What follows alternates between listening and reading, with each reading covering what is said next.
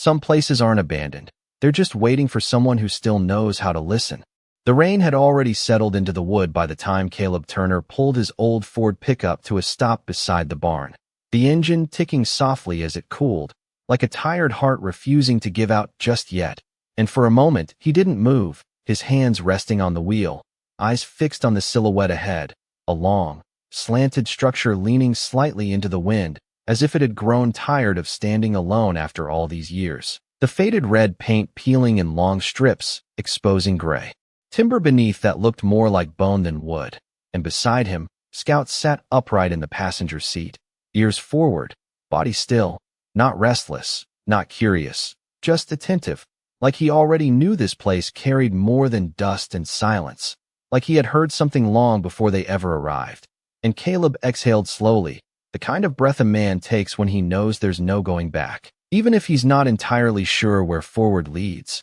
Because 3 days ago, this barn had been nothing more than a line on a piece of paper handed to him by a county clerk who barely looked up. "Nobody wants it," she had said, sliding the form across the desk. "If you're willing to clean it up, it's yours." And he had signed without asking questions, not because he believed in opportunity, but because he had run out of places that said yes. And now here it was, 30 miles outside a town that barely remembered its own name, sitting alone in a field of knee-high grass that whispered. Under the steady push of the evening wind, a structure forgotten long enough to stop expecting footsteps. And yet, as Caleb opened the truck door and stepped out, boots pressing into the damp earth, there was something in the air that didn't feel empty, something subtle, like a presence that didn't need to be seen to be felt. And Scout jumped down beside him, landing with quiet precision, his nose lifting immediately, drawing in the scent of wet wood, rusted nails, and something deeper, something buried beneath layers of time, his tail low, not in fear, but in focus. And Caleb noticed it, the way he always did.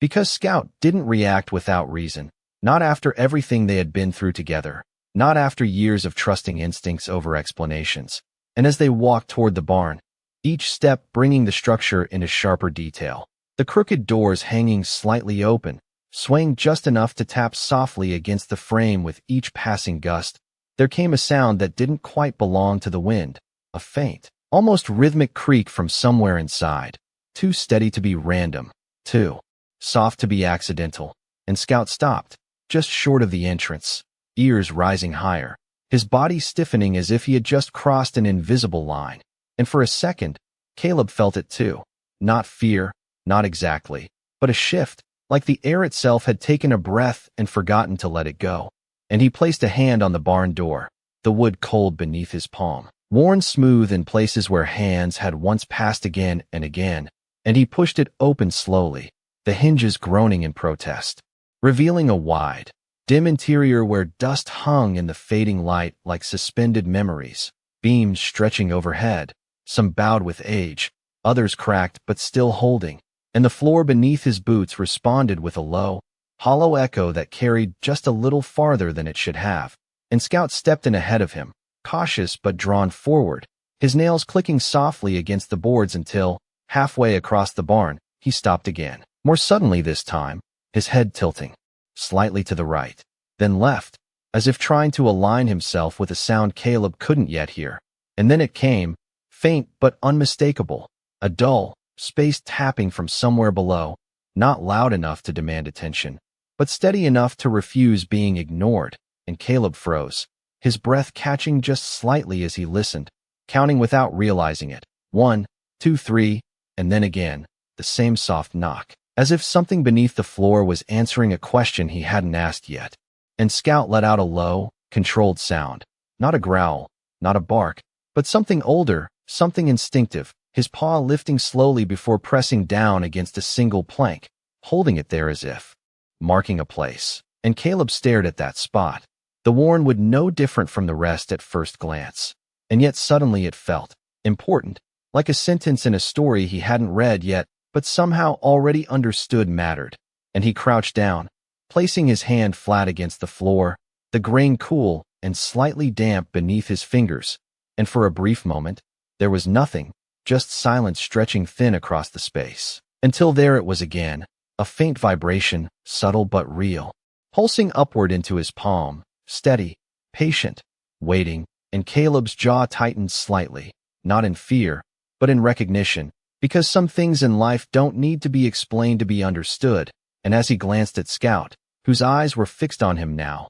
alert and certain, there was only one thought that settled quietly into place, heavier than the rain, deeper than the silence. This place wasn't empty, not even close. Caleb did not move his hand right away, keeping his palm pressed against the plank as the faint rhythm pulsed again beneath it, steady and deliberate, as if whatever lay below had been waiting long enough to learn patience. And he drew in a slow breath through his nose, the scent of damp wood and rust settling deeper into his chest, grounding him in a moment that felt strangely familiar, not because he had been here before, but because he had learned long ago that when something repeated itself, with that kind of precision, it was never random. And Scout shifted closer, his shoulder brushing lightly against Caleb's arm, a quiet reminder that he was not alone in whatever this was becoming. And that mattered more than Caleb would have admitted out loud, because for months now, it had just been the two of them moving from one temporary place to another, never staying long enough for anything to feel like it belonged to them.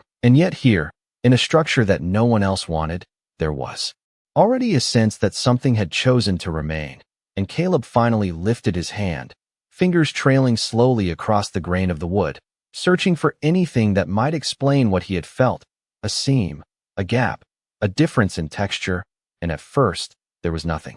But age and wear, the kind that softened edges and blurred details over decades, until his fingertips paused on a narrow line that ran just slightly straighter than the surrounding boards, almost invisible unless you knew to look for it. And he leaned closer, his eyes narrowing as he followed that line to its edge where the plank met another, noticing how the nails along that section sat just a fraction deeper, as if they had been removed and replaced more than once. And behind him, the wind pressed gently against the barn walls, creating a low, hollow hum that moved through the beams like a distant memory. But beneath that, quieter and more persistent, the tapping came again. 1, 2, 3.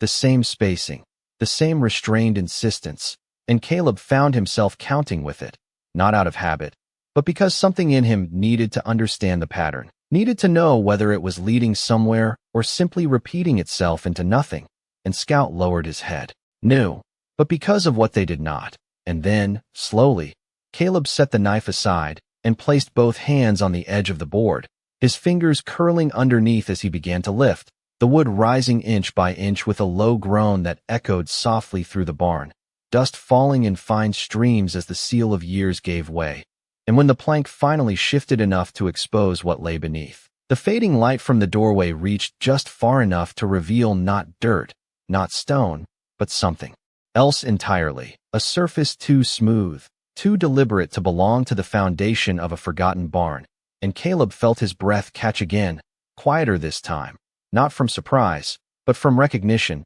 because whatever this place had been before the world let it go, it had not been simple. And as Scout stepped closer, placing one careful paw beside the opening, his ears still forward, his body still listening, the tapping from below came once more, softer now, but no less certain, as if acknowledging that after all these years, someone had finally heard it, brushing dust from his hands before reaching for the old flashlight clipped to his belt, the metal casing worn from years of use but still dependable in the ways that mattered. And when he flicked it on, the beam cut cleanly through the dim interior of the barn before narrowing into the opening, spilling light downward into a space that revealed itself slowly, not all at once, as if it preferred to be understood in pieces. And what he saw first was not a void, but a boundary, a flat surface. In shadow, the faint outline of something recessed into the floor below, a shape too precise to ignore, rectangular, bordered by a thin seam that suggested separation,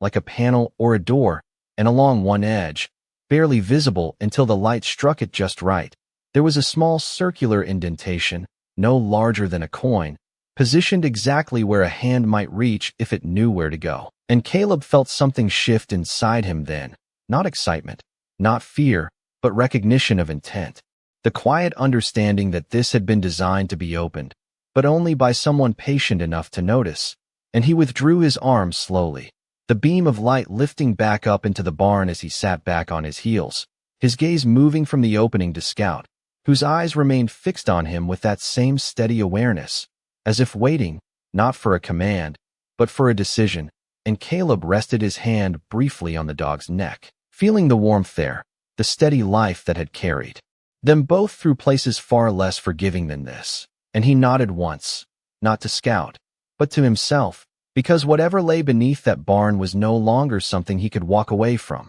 not after it had answered back, not after it had revealed just enough to ask for more. And as the wind pressed gently against the walls again, carrying the low hum of the outside world through the aging beams, Caleb reached forward once more, this time not with hesitation, but with intention, his fingers moving toward the edge of that hidden mechanism below, ready to find out what kind of story had been waiting in the dark all this time. Caleb lowered himself carefully onto one knee again, steadying his weight on the worn boards as he extended his arm back into the opening, the flashlight now resting on the edge above and casting a narrow beam downward that seemed to hold its breath along with him. And for a moment, he simply hovered there, his fingers inches from the recessed shape below, not out of hesitation, but because something about the precision of it demanded respect, as if whatever lay beneath had not been built to be forced, but to be understood. And Scout shifted slightly beside him, his body aligned with Caleb's, his breathing slow and even,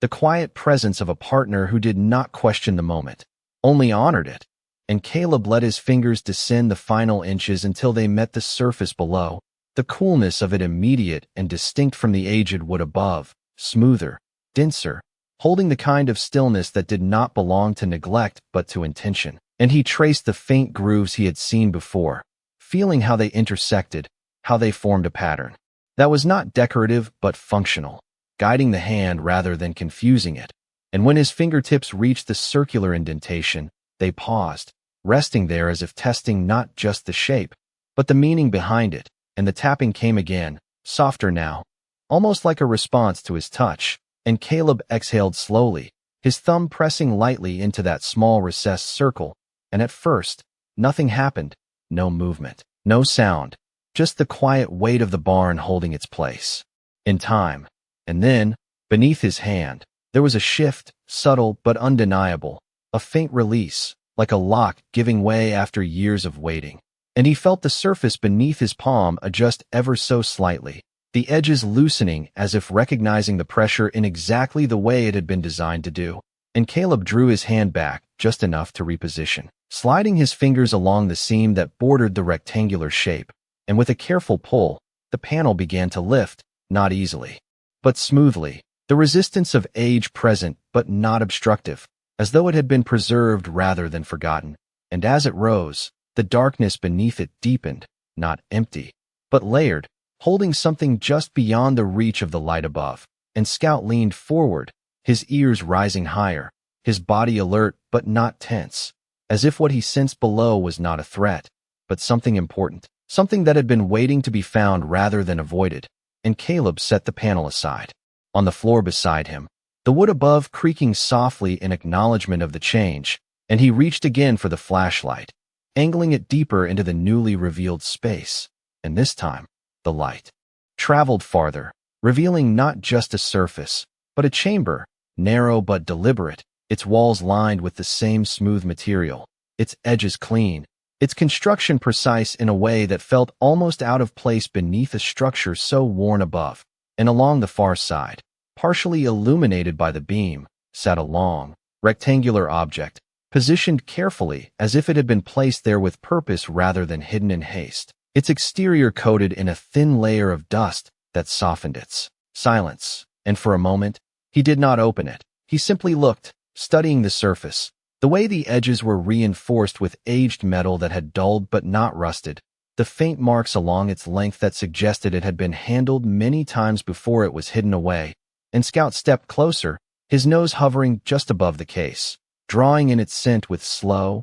deliberate breaths, his ears forward, his posture calm but attentive, as if whatever lay inside did not alarm him, but mattered deeply in a way he could not explain. And Caleb ran his hand across the top, brushing away a thin layer of dust, revealing a surface beneath that was smoother than he expected, preserved in a way that spoke of intention rather than accident. and along one side, barely visible until the dust cleared, there was a latch, simple in design but precise in its placement, and Caleb paused again, his hand resting lightly against it, feeling the quiet weight of the moment settle into his chest, because this was the point where curiosity became consequence, where whatever story had been waiting below would finally begin to speak, and he glanced once more at Scout, whose steady gaze met his without hesitation, as if to say there was nothing here to fear, only something to understand, and Caleb exhaled slowly before lifting the latch, the small mechanism releasing with a soft click that echoed faintly in the open space of the barn, and he raised the lid carefully, the hinges moving without protest, as though they had been built to endure time rather than succumb to it. And as the case opened, the fading light from the doorway fell across its contents, revealing not chaos, not treasure scattered without thought, but order, a careful arrangement of items placed with purpose, and Caleb leaned closer, his eyes adjusting as he took in what lay inside, neatly stacked documents bound with thin cords, their edges yellowed but intact, a folded cloth resting beneath them, and beside it, a small metal object, its surface worn smooth by use, shaped in a way that suggested function rather than decoration, and for a moment, Caleb did not reach for anything. He simply observed, letting the details settle into place, because whatever this was, it had not been hidden out of fear, but preserved out of meaning, and Scout let out a soft breath, his nose dipping closer to the edge of the case before pausing,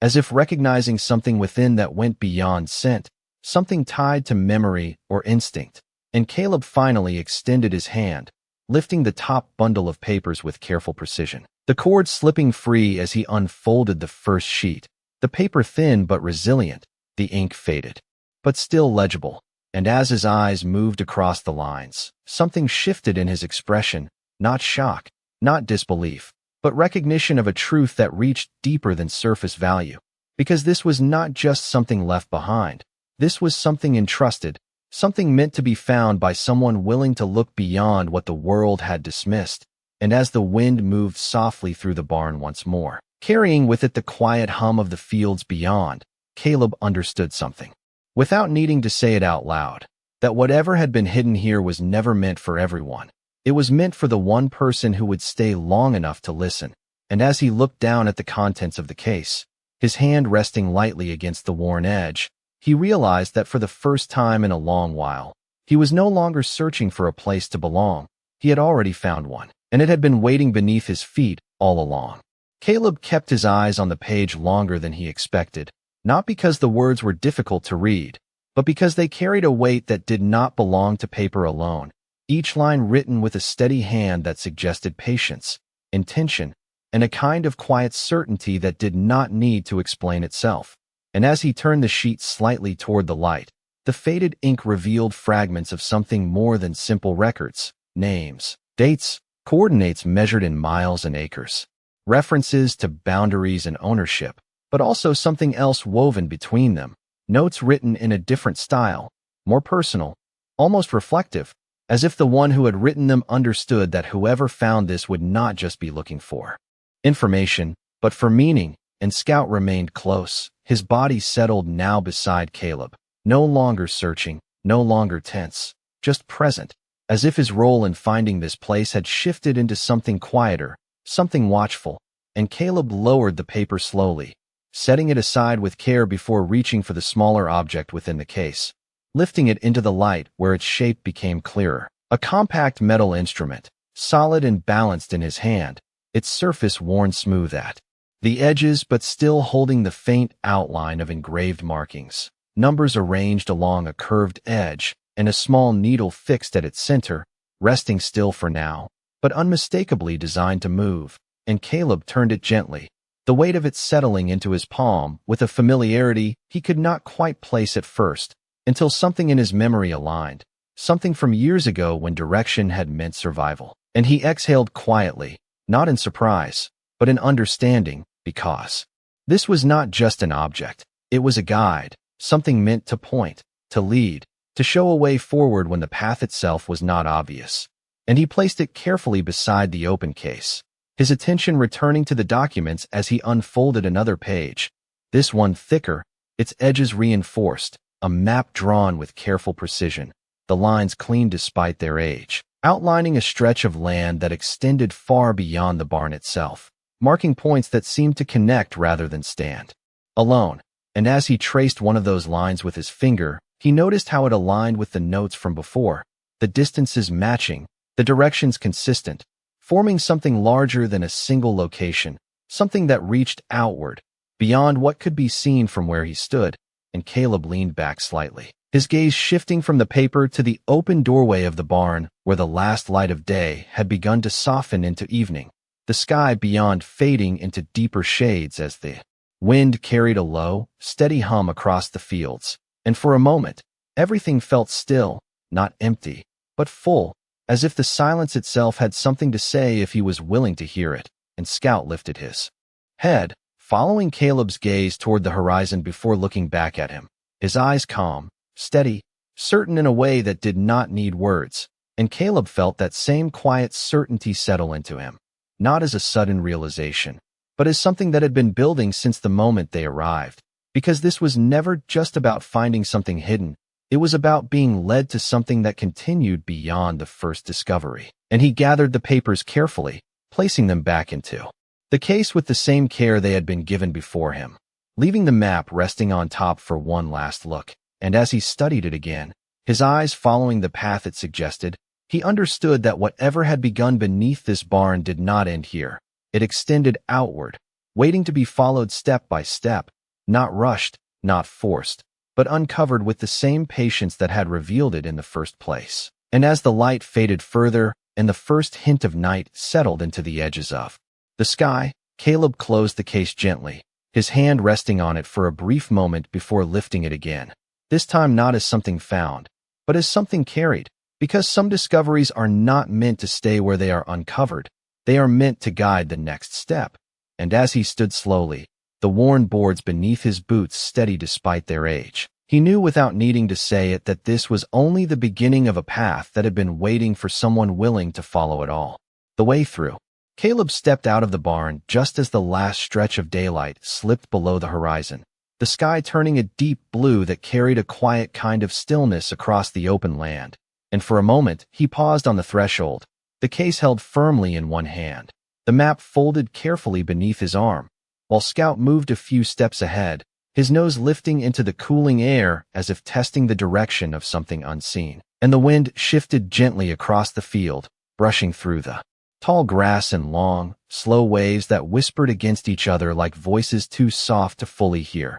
And Caleb glanced down at the map again, unfolding it just enough to catch the faint lines under the dim glow of the fading light, his eyes tracing the path once more, from the barn to a point marked several miles out, a place that did not carry a name, only coordinates and a small symbol etched beside it. Something simple, but deliberate. And he looked up, aligning the direction in his mind with the stretch of land ahead, measuring distance not just in miles, but in instinct, the same way he had learned to navigate places where maps could not always be trusted. And Scout turned back toward him then, his ears forward, his body angled toward the open field as if already aware of the direction they needed to take. And Caleb nodded slightly, not because the dog needed permission, but because there was a quiet understanding between them that did not rely on words. And they began to walk, leaving the barn behind as the ground softened beneath their boots and paws, the earth still holding the dampness of the earlier rain,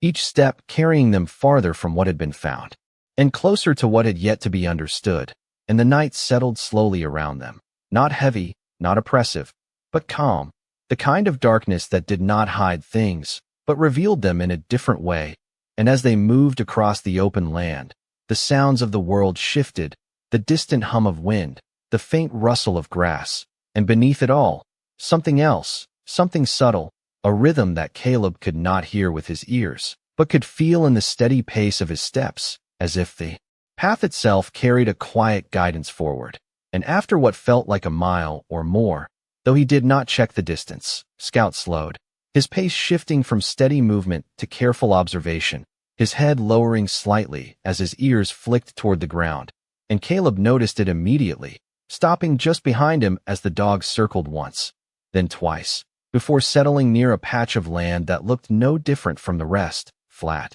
undisturbed, but held a stillness that did not quite belong, and Caleb stepped closer, the map now open in his hands as he compared the markings, his finger landing on the same symbol he had seen before, and then he looked up again, aligning the position with where Scout stood, and there was no doubt. This was one of the points, one of the places the map had been leading toward, and Scout let out a soft breath, his paw pressing gently into the ground as if marking it, just as he had done inside the barn, and Caleb crouched down slowly, setting the case beside him as he placed his hand against the earth, feeling for something beneath the surface, not expecting the same structure as before, but trusting the pattern that had already revealed itself. Once, and for a moment, there was nothing but cool soil and quiet stillness, until he felt it, faint but unmistakable, a subtle firmness just below the top layer, not rock, not root, but something placed, something waiting,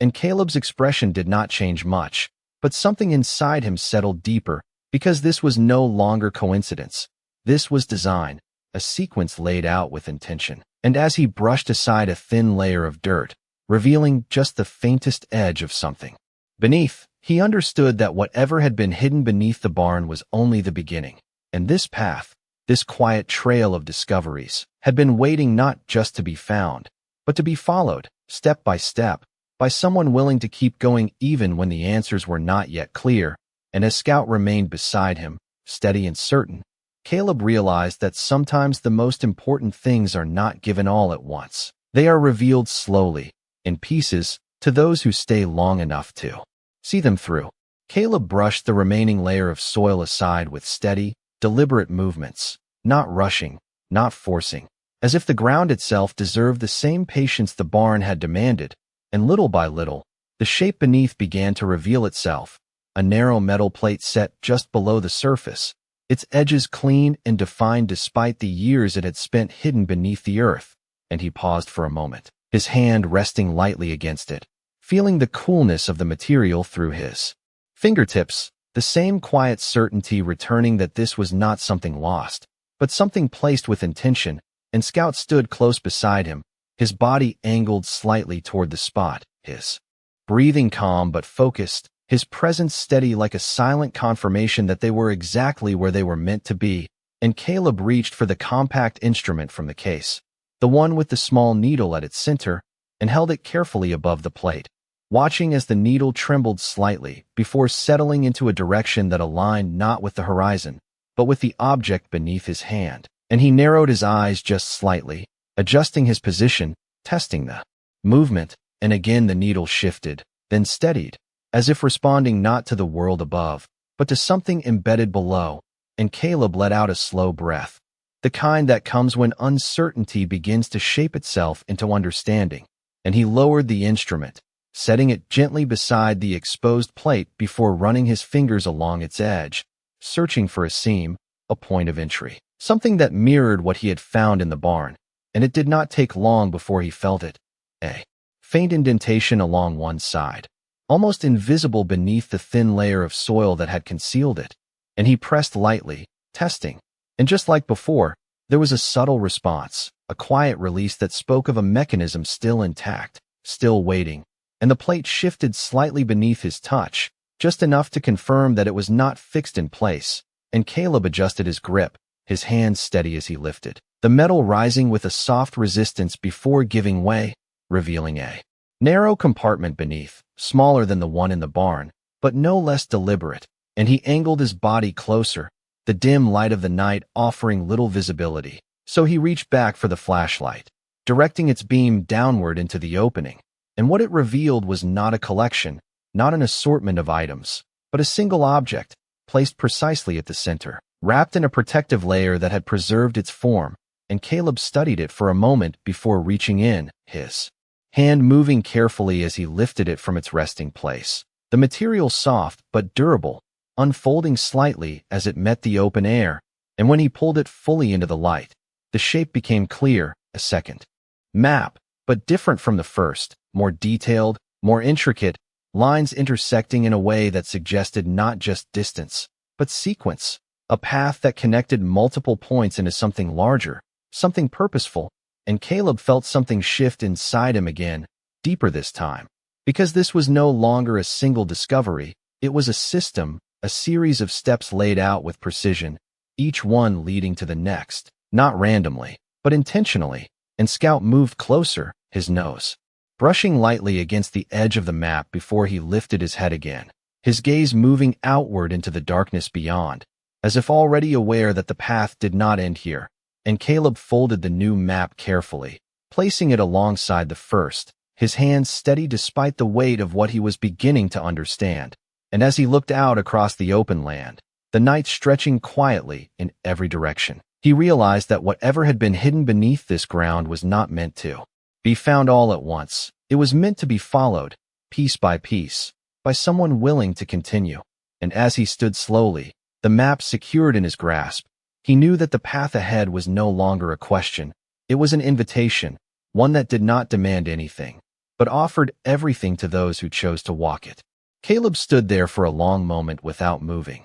the two maps held carefully in his hands as the night settled fully around him, the kind of quiet that did not press in, but opened outward, stretching the world into something larger than it had seemed before. And Scout remained beside him, steady and calm, his gaze fixed not on the ground they had uncovered, but on the distance ahead, as if whatever had been revealed here was already behind them in his mind. And Caleb slowly folded the second map, aligning its edges with the first before placing them both inside the case, his movements measured, deliberate, not out of hesitation, but out of respect for what they represented. Because this was no longer about a single discovery, it was about a path that had been laid out long before he ever stepped foot near that barn, a path that did not demand speed or strength, but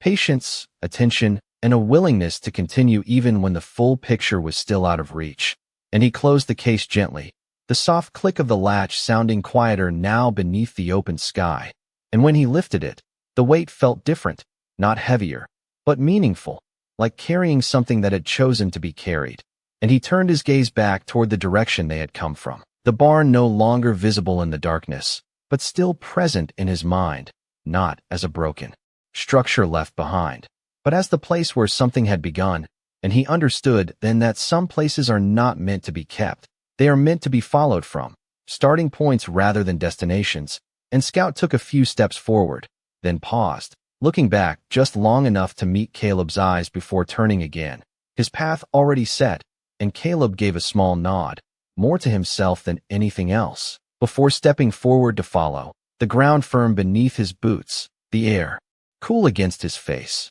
And with each step, the quiet around them seemed to shift, not in sound, but in feeling, as if the world itself was making room for what came next. And after a short distance, Caleb slowed, his attention drawn not by anything obvious, but by a subtle change in the way the land opened ahead, a slight rise that caught the faint light of the sky. And he stopped there, setting the case down gently as he looked out across the stretch of land before him, the horizon barely visible, but present, a line between what was known and what was still waiting. And he let out a slow breath, one that carried with it something he had not felt in a long time, not relief, not certainty, but belonging, the quiet understanding that he was no longer moving just to survive. He was moving with purpose. And Scout came to stand beside him again, his body relaxed now, his tail resting low, his presence no longer searching, but settled. And Caleb rested his hand lightly on the dog's neck, feeling the steady warmth there, the simple, grounded truth of something that had never needed explanation.